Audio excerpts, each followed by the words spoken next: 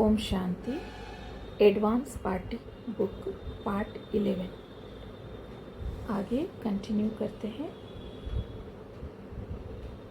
अब है अव्यक्त बापदादा के महावाक्य। सभी ज्ञानी तो आत्मा नहीं बनेंगे। एक हैं बाप समान बनने वाली फर्स्ट क्वालिटी की आत्माएं, दूसरी हैं सिर्फ बाप के संबंध में रहने वाली, और तीसरी है बाप व सेवा के संपर्क में रहने वाली। जिसको जो चाहिए उसी प्रमाण उनको संपर्क में रखते रहना है। कोई कैसा भी आए परंतु कोई खाली हाथ न जाए। संबंध संपर्क वाले नियमों पर नहीं चलते हैं, लेकिन स्नेह में रहना चाहते हैं। ऐसी आत्माओं पर भी अटेंशन जरूर रखना है। जो ज्ञान योगी आत्माएं अर्थात ब्राह्मण बनने वाली आत्माएं हैं, वे सतयुग की राजाई और प्रजा में आएंगी, और ऐसी सहयोगी आत्माएं बाद में त्रेता के अंत तक और बाद में द्वापर कलयुग में भी आती रहेंगी। बाबा ने भी कहा है कि त्रेता के बाद में भी आत्माएं आकर देवी देवता घराने की आत्माओं के संबंध संपर्क में आती हैं, परंतु वे सतयुग त्रेता में देवी देवता नहीं बनते हैं।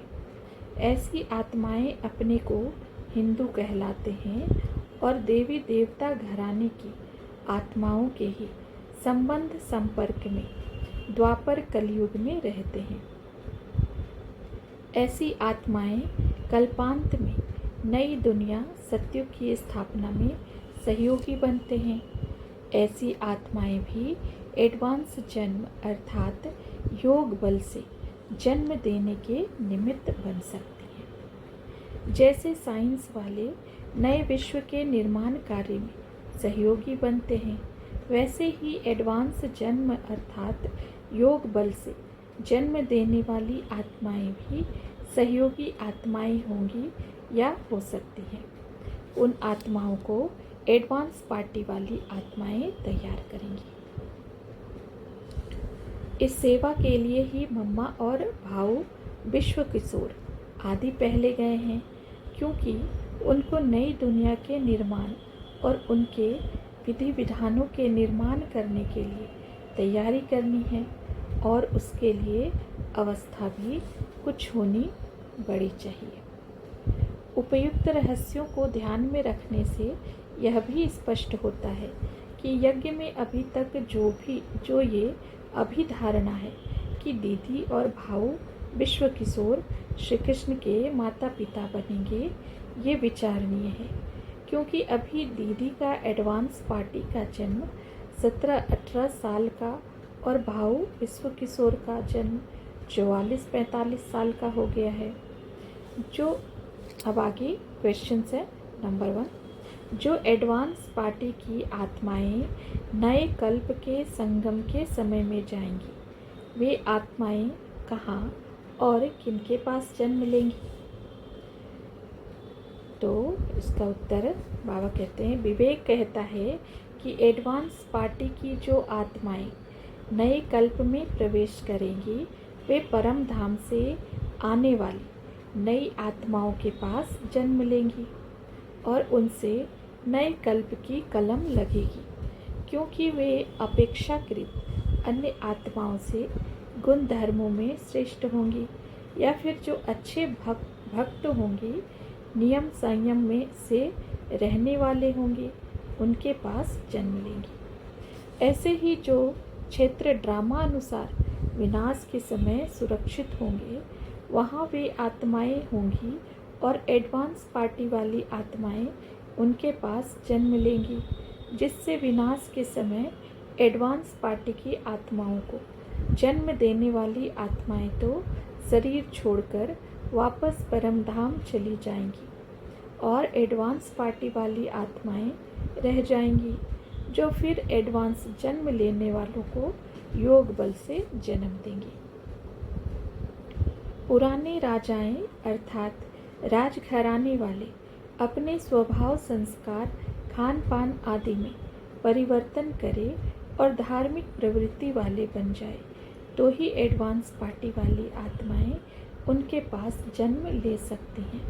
हो सकता है कि उन राजघरानों से अंत में कोई ऐसे बने जिनके द्वारा नई राजाई की कलम लगे, परंतु ये है बहुत कठिन काम।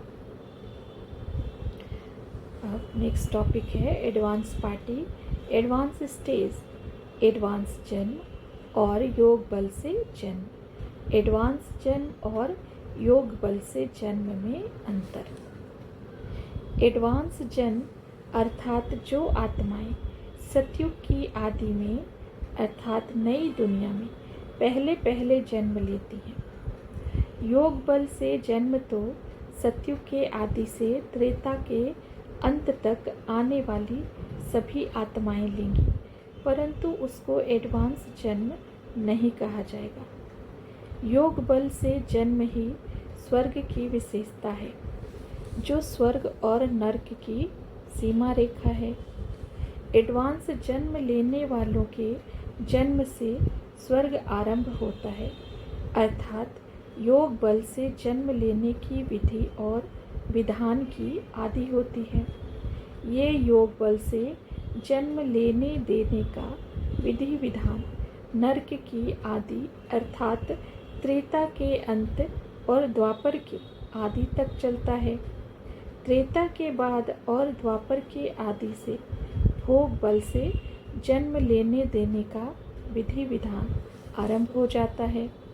एडवांस जन्म और योग बल से जन्म लेने की प्रथा की आदि साथ साथ होती है। उसमें पहला पहला जन्म श्री कृष्ण का होता है। ये योग बल से जन्म लेने देने का विधि विधान आधे कल्प तक चलता रहता है। एडवांस जन्म वे आत्माएं ही लेती हैं जिनकी अभी एडवांस स्टेज होती है, परंतु योग बल से जन्म वे सभी आत्माएं लेती हैं जो ब्राह्मण बनती हैं, थोड़ा भी ज्ञान सुनती हैं या इस ईश्वरीय यज्ञ में तन मन धन आदि किसी से भी सहयोग करती हैं। बाबा ने कहा है, जो ब्राह्मण बनते या तन मन धन से सहयोगी बनते हैं वे सभी स्वर्ग में आएंगे, भले वे त्रेता के अंत में आए। जैसे शंकराचार्य आदि में देह से न्यारे होने की शक्ति थी, ऐसे ही एडवांस पार्टी की आत्माओं में भी वह शक्ति होगी और विनाश के समय वे भी सहज देह से न्यारी हो जाएंगी और वह संस्कार सतयुग में भी जागृत होगा। एडवांस पार्टी और एडवांस स्टेज वालों का उस समय का जन्म योग बल से नहीं होता है, उनका जन्म तो भोग बल का ही होता है। परंतु एडवांस पार्टी वालों के माता पिता भले उनको भोग बल से जन्म देते हैं, परंतु वे अन्य आत्माओं के समान भिखारी नहीं होते हैं। वे नाम मात्र ही जन्म देने के लिए विकार में जाते हैं। सभी एडवांस जन्म लेने वालों का जन्म योग बल से ही होगा, परंतु सभी योग बल से जन्म लेने वाले एडवांस जन्म वाले नहीं होंगे। एडवांस जन्म वाले तो सतयुग की प्रथम जनसंख्या ही कही जाएगी, जहाँ से योग बल से जन्म लेने देने की प्रथा का शुभारंभ होगा। अभी शुद्ध जन्म तो हो न सके। गुलगुल जन्म पहले पहले कृष्ण का ही होता है, उसके बाद ही नई दुनिया बैकुंठ कहा जाता है। कृष्ण बिल्कुल गुलगुल नई दुनिया में आएंगे। रावण संप्रदाय बिल्कुल खत्म हो जाएगी। कृष्ण का नाम उनके माँ बाप से भी बहुत बाला है। कृष्ण से पहले जिनका भी जन्म होता है वह योग बल से जन्म नहीं कहेंगे। ऐसे नहीं कि कृष्ण के माँ बाप ने योग बल से जन्म लिया है, नहीं। अगर ऐसा होता तो उनका भी नाम बाला होता। तो सिद्ध होता है कि उनके माँ बाप ने इतना पुरुषार्थ नहीं किया है, जितना कृष्ण ने किया है। तुम ये सब बातें आगे समझते जाएंगे। फिर आगे है साकार बाबा के महावाक्य। पूरी कर्मातीत अवस्था वाले राधे कृष्ण ही हैं।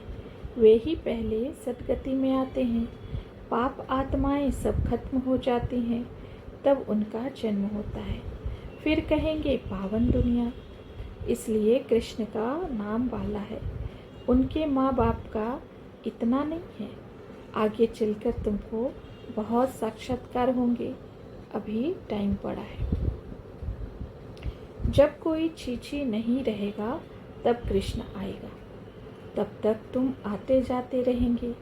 कृष्ण को रिसीव करने वाले माँ बाप भी पहले से चाहिए ना। फिर सब अच्छे अच्छे रहेंगे, बाकी सब चले जाएंगे, तभी उसको स्वर्ग कहा जाएगा। तुम कृष्ण को रिसीव करने वाले रहेंगे। भल तुम्हारा छीछी जन्म होगा, क्योंकि रावण राज्य है ना। शुद्ध जन्म तो हो न सके। गुल जन्म पहले पहले कृष्ण का ही होता है। राधे के माँ बाप भी तो होंगे ना, परंतु उनसे राधे का नाम ज़्यादा है, क्योंकि माँ बाप कम पढ़े हुए हैं। जो यहाँ पढ़ाई में पहले पहले होते हैं, वे वहाँ भी पहले आएंगे। नंबरवार तो आते हैं ना। ये बड़ी महीन बातें हैं, जो कम बुद्धि वाले तो धारण कर न सके। सब नंबरवार जाते हैं, तुम भी नंबरवार ट्रांसफ़र होते हो। फिर आगे बाबा ने कहा है, गाया हुआ है राजाओं के पास जन्म होता है, परंतु क्या होता है सो तो आगे चलकर देखना है। अभी थोड़े ही बाबा बताएंगे, वह फिर आर्टिफिशियल नाटक हो जाए। इसलिए बाबा बताते कुछ भी नहीं है। ड्रामा में पहले बताने की नोंद नहीं है। बाबा कहते हैं मैं भी पाठधारी हूँ। आगे की बातें पहले से ही जानता होता तो बहुत कुछ बतलाता। जब यह पढ़ाई पूरी होगी तब कृष्ण जन्म लेंगे। बाकी थोड़ा टाइम है पढ़ाई का। जरूर अनेक धर्मों का विनाश होने के बाद कृष्ण का जन्म हुआ होगा। सो भी एक कृष्ण तो नहीं होंगे, सारी कृष्ण पूरी होगी।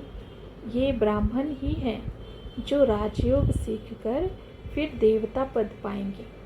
शिव बाबा ब्रह्मा द्वारा हम आत्माओं को पढ़ा रहे हैं विष्णुपुरी का राज्य देने। यह है कल्प की आदि और अंत का संगम। बाप कल्प के संगम पर ही आकर पतित दुनिया को पावन बनाते हैं। अभी पावन दुनिया की स्थापना होती है, फिर पतित दुनिया का विनाश होता है। पहले आदि में बहुत थोड़े मनुष्य होते हैं, फिर वृद्धि को पाते जाते हैं। यहाँ एक भी पावन नहीं है, फिर पावन दुनिया में एक भी पतित नहीं होता है। ये बड़ी समझने की बातें हैं। आगे है अव्यक्त बाप दादा के महावाक्य। फिर बाबा ने कहा, आप तो बच्चों की सेवा के लिए एडवांस में गई, क्योंकि अपने राज्य में जो बच्चों का जन्म होने वाला है वह पवित्र जन्म होने वाला है। नए राज्य में जो जन्म लेने वाले बच्चे हैं उसके लिए आप और मेरे महारथी बच्चे ही निमित्त बनेंगे। जैसे यज्ञ की स्थापना में महारथी निमित्त बने, ऐसे इस योग बल की पैदाइश करने के निमित्त भी ऐसे योग युक्त बच्चे ही बनेंगे। इसलिए ही आप बच्चों को यह पाठ बजाना पड़ रहा है। तो बाबा ने आज यह राज खोला। अब आगे क्वेश्चंस है। बाबा ने कहा कि सतयुग में जन्म लेने देने का विधि विधान ऐसा ही होगा। उसका अर्थ यज्ञ के कुछ मुख्य भाई बहनों ऐसा अर्थ लगाते हैं कि वहाँ भी गर्भधारण स्त्री पुरुष के संपर्क अर्थात लिंग संपर्क से ही होगा। परंतु इस संबंध में विचारणीय है कि बाबा ने ये भी कहा है कि मोरनी के गर्भधारण में मोर मोरनी का लिंग संपर्क नहीं होता है। वह मोर के आंसू पीने से गर्भ धारण करती है। इसलिए भक्ति मार्ग में श्री कृष्ण के मुकुट में मोर पंख दिखाया है। बाबा ने पपीते का भी उदाहरण दिया है। इसी संबंध में विचार करें तो स्त्री पुरुष शरीर से जो सेल्स वातावरण में प्रसारित होते हैं, जो एक दूसरे के ऊपर प्रभावित होते हैं, अर्थात एक दूसरे के शरीर में स्वाभाविक प्रवेश होते हैं। यदि वहाँ भी लिंग संपर्क से ही गर्भधारण होगा तो स्वर्ग अर्थात सतयुग त्रेता वालों को देवता और द्वापर कलयुग वालों को मनुष्य या असुर क्यों कहा है? सतयुग त्रेता को स्वर्ग और द्वापर कलयुग को नरक क्यों कहा है? अर्थात सतयुग त्रेता को अमर लोक और द्वापर कलयुग को मृत्यु लोक क्यों कहा जाता है? यदि कहें कि वहाँ केवल गर्भधारण के लिए लिंग संपर्क होगा तो अभी भी इस दुनिया में जानवर भी गर्भधारण के लिए ही लिंग संपर्क करते हैं। सतयुग से आई हुई आत्मा अपने पाठ का आधा समय पूरा करने के बाद त्रेता के अंत में देवता कहला सकती, तो द्वापर के आदि में ऊपर से आई हुई नई आत्मा देवता क्यों नहीं कही जा सकती? क्योंकि वे जब आती हैं तो पूर्ण पावन होती हैं, और जो आत्माएं ऊपर से नई आएंगी उनमें पहले तो काम वासना होगी नहीं, और आते ही काम विकार की अति तो नहीं हो सकती है। भले वे विकार अर्थात लिंग संपर्क से जन्म लेती हैं, और जो धर्म स्थापक आते हैं वे तो देवी देवता धर्म वाली आत्मा के तन में ही आएंगे, तो वे देवता क्यों नहीं कहे जा सकते हैं? क्योंकि वे आते हैं तो पूर्ण पावन होते हैं। देवी देवता घराने की आत्माओं का अपने पाठ का आधा समय पूरा करने के बाद भी उसके लिंग संपर्क को योग बल और नई आई हुई आत्मा के लिंग संपर्क को भोग बल क्यों कहा जाता है? त्रेता के अंत में जो ऊपर से नई आत्मा आएंगी वह त्रेता के अंत में देवता कहलाएंगी, और एक जन्म के बाद या उसी जन्म में द्वापर में उसे मनुष्य कहा जाएगा, वाम मार्गी कहा जाएगा। उसका कारण क्या है? क्या वहाँ गर्भधारण के लिए स्त्री पुरुष में संकल्प उठेगा कि अब बच्चा पैदा करना है, जिससे वे लिंग संपर्क करेंगे? और क्या वे वहाँ लिंग संपर्क करेंगे तो इंद्रियों की उत्तेजना होगी, जिसके आधार पर संपर्क होगा और गर्भधारण के लिए आवश्यक रसस्राव होगा, जिससे गर्भधारण की प्रक्रिया संपन्न होगी। इन सब बातों पर विचार करें तो निश्चित ही स्वर्ग और नरक के गर्भधारण के विधि विधान में अंतर जरूर होना चाहिए। इसके आधार पर ही जब पुराना कल्प अर्थात नरक का समय पूरा हो, नया कल्प अर्थात स्वर्ग का समय आरंभ होता है, तो महाविनाश होता है, जिससे सारे सौर मंडल में महापरिवर्तन होता है, जिससे सब तत्व अपने मूल रूप में प्रस्थापित होते हैं। ऐसे ही जब त्रेता के अंत और द्वापर के आदि में इस गर्भधारण के विधि विधान में परिवर्तन होता है, तो भूमंडल पर उथल पाथल होती है, जिससे स्वर्ग के अवशेष भूगर्भ में चले जाते हैं, और पृथ्वी जो 90 डिग्री अंश पर सीधी थी 23.5 अंश पर झुक जाती है, जिससे जल प्रवाह में अनेक परिवर्तन होते हैं, और पहले जो पृथ्वी की सतह एक साथ होती है वह विभाजित होकर अनेक भागों में विभाजित हो जाती है, और अनेक नए महाद्वीपों का उदय होता है, अर्थात जो जल के गर्भ में थे वे ऊपर आ जाते हैं। यदि वास्तविकता पर विचार करें तो यही स्वर्ग और नरक की मूल सीमा रेखा है। बाबा ने योग बल से जन्म लेने देने के संबंध में मुख के प्यार की बात भी कही है। मोर और पपीते का उदाहरण भी दिया है। फिर बाबा ने यह भी कहा है कि जो होगा वहाँ चलकर देखेंगे। अभी बाप से वर्षा तो ले लो। अभी संगम पर बाबा से हमको पवित्रता, सुख, शांति, आनंद का वर्षा मिलता है। अतीन्द्रिय सुख का अनुभव होता है जो अभी संगम पर ही होता है। परंतु बाबा के महावाक्यों के अनुसार जन्म लेने देने का विधि विधान यहाँ है, वह सतयुग में नहीं होगा। इसी कारण जब इस विधि विधान में परिवर्तन होता है तो सृष्टि नरक से स्वर्ग बनती है और स्वर्ग से नरक बनती है। स्वर्ग के अंतिम चरण के देवी देवताएं भी योग बल से जन्म लेने के कारण पूजे जाते हैं। जब काम विकार अर्थात लिंग संपर्क से जन्म लेने वालों को पूजा करनी होती है। बाबा ने कहा है, भले वे आत्माएं परम धाम से 16 कला संपूर्ण आती हैं तो भी उनके मंदिर नहीं बनते, पूजा नहीं होती, क्योंकि उनका जन्म विकार से हुआ है। धर्म पिताएं भी अपने धर्म की स्थापना कर जब जन्म लेंगे तो वे भी ऐसे वैसे अर्थात पतित संस्कारों वालों के घर में तो नहीं जन्म लेंगे। वे भी जरूर अपने धर्म की अच्छे संस्कारी आत्मा के घर में जन्म लेंगे। फिर भी बाबा ने कहा है कि उनकी पूजा नहीं हो सकती, क्योंकि उनका विकार से जन्म होता है। तो देवताओं की पूजा का आधार क्या है?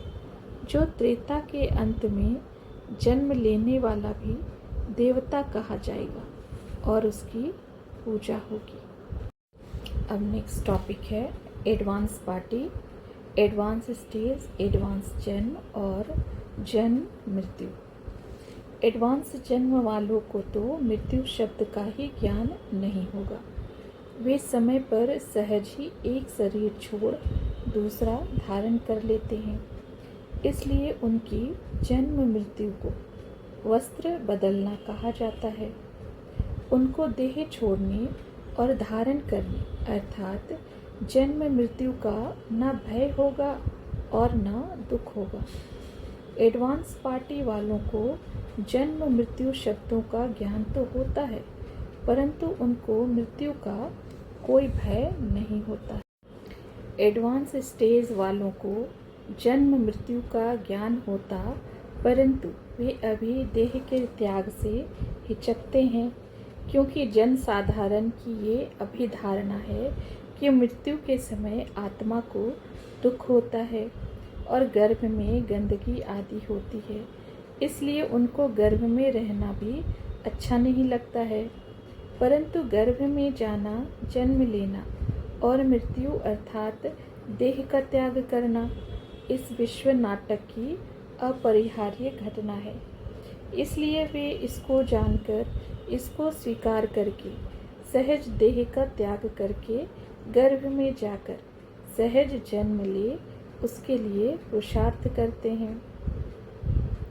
आगे साकार बाबा के महावाक्य हैं। यह बाबा तो समझते हैं कि मैं जाकर बच्चा बनूंगा। बचपन की बातें सामने आती है तो चलन ही बदल जाती है। ऐसे ही वहाँ भी जब बूढ़े होंगे तो समझेंगे कि अब यह वानप्रस्थ शरीर छोड़ हम किशोर अवस्था में चले जाएंगे। बचपन है सतो प्रधान अवस्था। लक्ष्मी नारायण तो युवा हैं, शादी किए हुए हैं, इसलिए कृष्ण पर लव ज़्यादा रहता है। ब्रह्मा कुमार कुमारियों को वर्षा मिलता है दादे का। स्वर्ग का रचयिता कोई ब्रह्मा नहीं है। तुम्हारा गुरु ब्रह्मा नहीं है। सतगुरु तो एक ही निराकार परमात्मा शिव है। यह ब्रह्मा भी उनसे सीखते हैं। समझो यह ब्रह्मा चला जाता है तो भी तुमको याद तो शिव बाबा को करना है। शरीर तो छूटेगा ही। तुमको याद शिव बाबा को करना है। तुम जानते हो अभी हमारे 84 जन्म पूरे हुए। अब यह ड्रामा का चक्र पूरा होता है। अब हमको नई दुनिया में नया जन्म मिलेगा। यहाँ तुमको प्रैक्टिस कराई जाती है कि कैसे एक शरीर छोड़ दूसरा लेंगे।